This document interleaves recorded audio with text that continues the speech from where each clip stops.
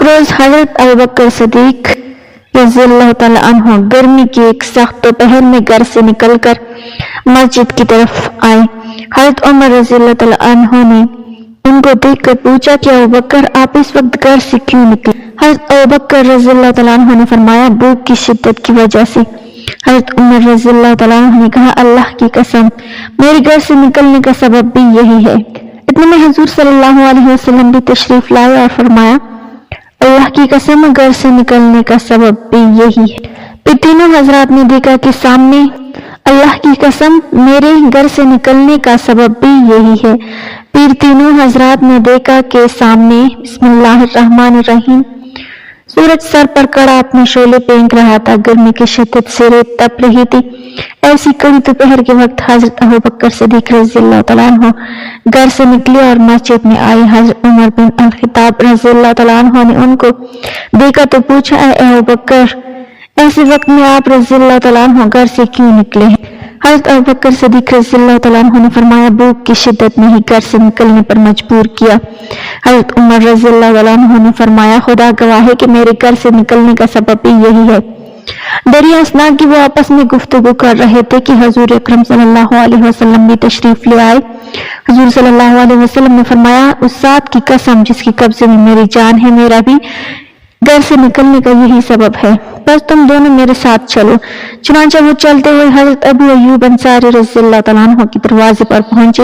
حضرت ابو ایوب انصاری رضی اللہ تعالیٰ عنہ رسول کریم صلی اللہ علیہ وسلم کے لیے کانا یا دودھ جمع رکھتے تھے، لیکن حضور صلی اللہ علیہ وسلم نے وقت پر آنے میں تاخیر فرمائی تو انہوں نے اپنے گھر والوں کو وہ کانا کھلایا تھا اور خود اس دن اپنے کھجوروں کے باغ میں کام کرنے چلے گئے تھے۔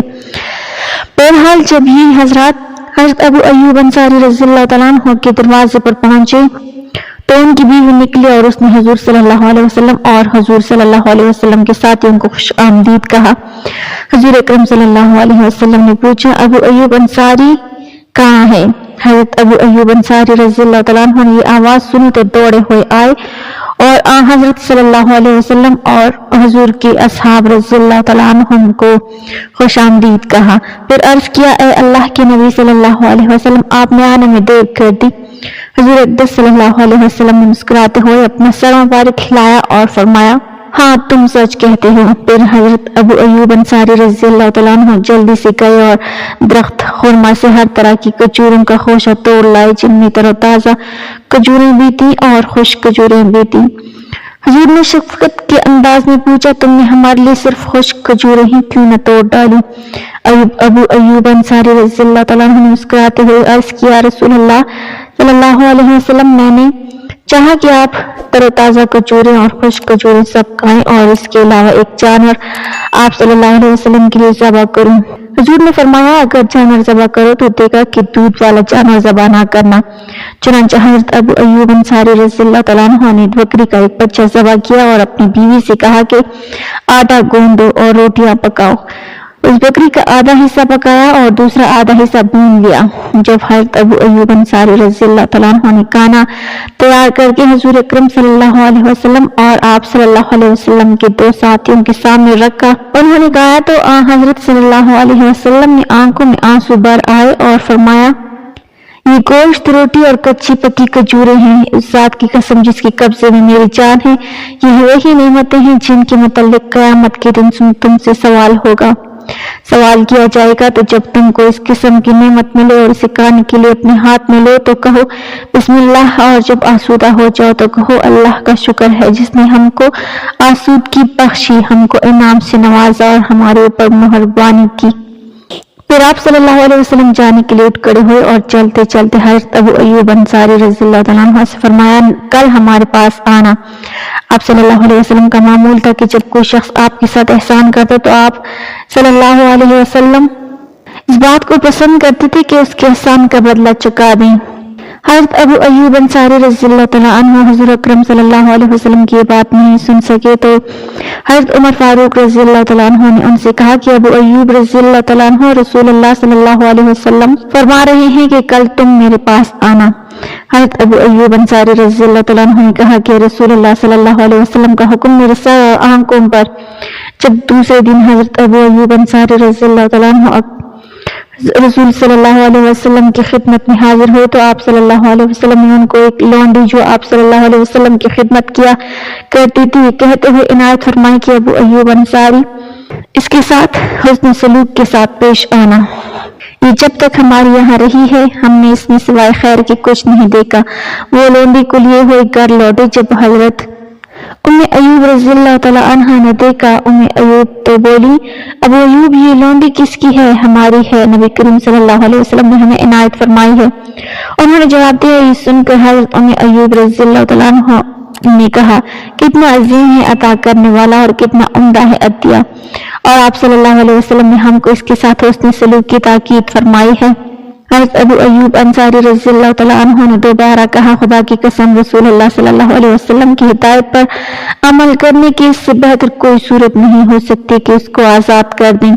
انہوں نے حل پیش کر دیا، آپ کو صحیح راہ سوچیے، آپ کو درست بات کی توفیق ان کی تائید کی، اور حضرت ابو ایوب انصاری رضی اللہ تعالیٰ عنہ نے لونڈی کو آزاد کر دیا۔ حضرت ابو ایوب انصاری رضی اللہ تعالیٰ عنہ نے تمام غزوات میں شرکت کی اور خوب داد شجاعت حاصل کی۔ رسول اللہ صلی اللہ علیہ وسلم کے وفات کے بعد بھی حضرت ابو ایوب انصاری رضی اللہ تعالیٰ عنہ کی زندگی کا زیادہ تر حصہ جہاد میں گزرا۔ حضرت علی رضی اللہ تعالیٰ عنہ کی بڑی عزت کرتے تھے اور انہیں بھی حضرت ابو ایوب انصاری رضی اللہ تعالیٰ عنہ پر بڑا اعتماد تھا۔ جب حضرت علی رضی اللہ تعالیٰ عنہ نے کوفہ کو اپنا دارالخلافہ بنایا تو حضرت ابو ایوب انصاری رضی اللہ تعالیٰ کو مدینہ منورہ میں اپنا نائب اور والی گورنر مقرر کیا۔ اللہ اکبر۔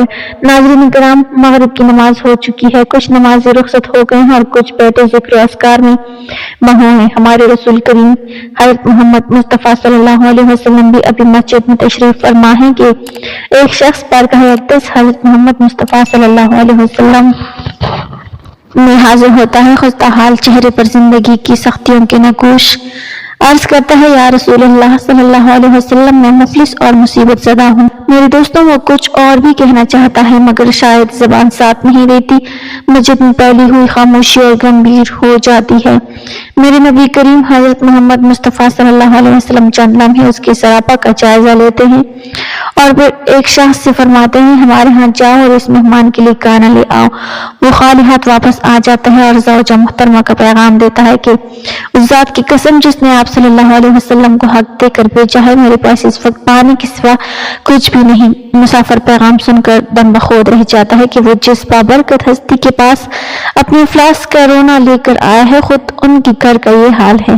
میرے نبی پاک حضرت محمد مصطفیٰ صلی اللہ علیہ وسلم پیغام سن کر دوسری زوجہ آتھیرا کے پاس بھیجتے ہیں مگر وہاں بھی یہی جواب ملتا ہے۔ ایک ایک کر کے سب ازواج مطہرات سے پوچھواتے ہیں لیکن سب کا جواب یہی ہے کہ اس ذات کی قسم جس نے آپ صلی اللہ علیہ وسلم کو حق دے کر بھیجا ہے، ہمارے پاس سوائے پانی کی اور کچھ نہیں۔ میرے پیارو، موارد کی حالت دیدنی ہے، افلاس اور فاقہ کشی سے بھاگ کر اس پاک ہستی کی دامن میں پناہ لینے آیا تھا جو تنگ دستوں اور محتاجوں کا جاؤ ماوا ہے۔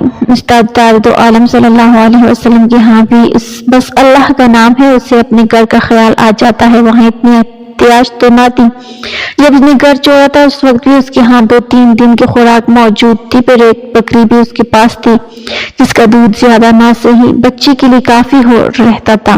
وہ تو اس خیال سے حاضر ہوا تھا کہ حضور اکرم حضرت محمد مصطفیٰ صلی اللہ علیہ وسلم کی آگے دامن احتیاج پھیلائے، جن کا جو کرم ہو اسے بھی زیادہ بے پایا ہے اور ان کے فیض کرم سے قطعاً زندگی آسان ہو جائے گی، لیکن یہاں تو عالم ہی اور ہے۔ اسے اپنے وجود پر شرم آنے لگتی ہے اور دامت کی قطروں سے پیشانی بھیگ جاتی ہے۔ اچانک اسے میرے آقا صلی اللہ علیہ وسلم کی آواز سنائی دیتی ہے کہ میرے نبی کریم حضرت محمد مصطفیٰ صلی اللہ علیہ وسلم فرما رہے ہیں کہ آج کی رات اس شخص کی کون میزبانی کرے گا؟ ابو طلحہ رضی اللہ تعالیٰ عنہ انصاری اٹھ کر عرض کرتے ہیں، اے اللہ کے رسول حضرت محمد مصطفیٰ صلی اللہ علیہ وسلم، میرا گھر حاضر ہے۔ پھر اس شخص کو ساتھ لے کر گھر آتے ہیں، بیوی ام سلیم رضی اللہ تعالیٰ عنہ سے پوچھتے ہیں کھانے کو کچھ ہے؟ پھر فرماتے ہیں کہ رسول اللہ صلی اللہ علیہ وسلم کے ایک مہمان ساتھ آئے ہیں۔ ام سلیم رضی اللہ تعالیٰ عنہ کہتی ہیں، میرے پاس تو بچوں کے کھانے کے سوا اور کچھ بھی نہیں۔ ابو طلحہ رضی اللہ تعالیٰ عنہ کہتے ہیں، بچوں کو سلا دو اور کھانا دسترخوان پر چن کر چراغ کل کر دو، ہم مہمان کے ساتھ بیٹھے یوں ہی دکھاوے کا منہ چلاتے رہیں گے اور وہ پیٹ بھر کر کھا لے گا۔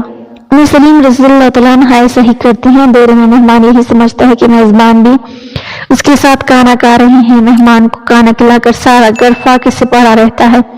मेरे दोस्तों, सुबह होती है तो हज़रत अबू तलहा रज़ी अल्लाह तआला अन्हु मेरे रसूल मकबूल पर नूर हज़रत मोहम्मद मुस्तफ़ा सल्लल्लाहु अलैहि वसल्लम की खिदमत में हाजिर होते हैं। मेरे नबी करीम हज़रत मोहम्मद मुस्तफ़ा सल्लल्लाहु अलैहि वसल्लम उन्हें देखकर तबस्सुम फरमाते हैं और कहते हैं, तुम दोनों मियाँ बीवी रात मेहमान की सच्ची सोचने सलूक से पेश आए, अल्लाह ताला उससे बहुत खुश हुआ है।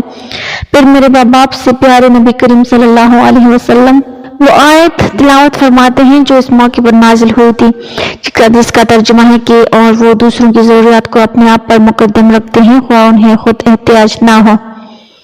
और मेरे प्यारों, इस तरह अबू तलहा रज़ी अल्लाह तआला अन्हु और उनके घर वालों के एहसार की दास्तान रहती दुनिया तक कलाम इलाही में मज़बूत हो जाती है। अल्लाह तबारक व तआला हम सबको नेक अमल करने की तौफीक अता फरमाए, आमीन या रब्बुल आलमीन। नाज़रीन, कमेंट बॉक्स में अल्लाह ताला के 99 नामों में से एक नाम जरूर टाइप करें। वीडियो अच्छी लगी हो तो लाइक कर दें, चैनल को सब्सक्राइब कर दें। मिलते हैं अगली वीडियो में, तब तक के लिए अल्लाह हाफिज।